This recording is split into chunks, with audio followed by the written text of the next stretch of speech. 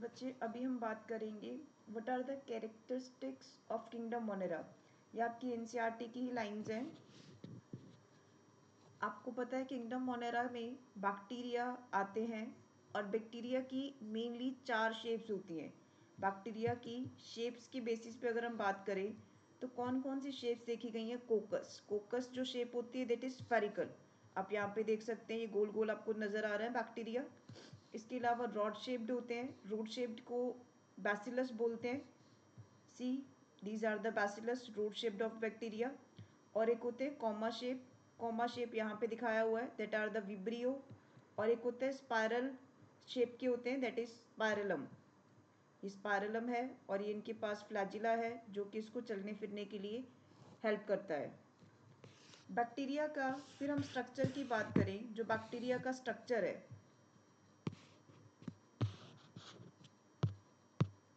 Bacteria का अगर structure की बात करते हैं तो बैक्टीरिया स्ट्रक्चरली क्या होता है, ज़्यादा सिंपल है क्योंकि एक ही सेल है, because they all are the unicellular organism. अब एक ही सेल के अंदर कोई डिवीजन ऑफ लेबर तो है नहीं है, ना तो ऑर्गेनलीज हैं, सिर्फ एक राइबोसोम होता है ऑर्गेनली के नाम पर, इसके अलावा कोई भी ऑर्गेनली नहीं है। तो एक ही सेल में सारे फंक्शंस हो रहे हैं, तो इसलिए उसका जो बिहेवियर है वो क्या होता है, कॉम्प्लेक्स होता है। कि मान लो एक ही कमरे में आपको रहना भी है, खाना भी पकाना है, वहीं सारा कुछ काम करना है, तो वो कमरा ऑब्वियसली देखने में बहुत होच पोच टाइप का होगा। वो कमरा के अंदर आपके जो काम है वो डिवाइड नहीं हो पा रहे हैं, कुछ भी चल रहा है, तो आपकी लिविंग बहुत ज़्यादा कॉम्प्लिकेटेड हो जाएगी। तो सिमिलरली वहाँ पे बैक्टीरिया में भी यही हाल है कि एक ही कमरा है, मतलब एक ही सेल है और उसी के अंदर उसको सारी चीज़ें करनी है, जिसकी वजह से उसका बिहेवियर क्या हो जाता है, कॉम्प्लेक्स हो जाता है। तो we can say there is no division of labour. Bacteria में कोई भी काम डिवाइड नहीं हो पाता है क्योंकि एक ही सेल है।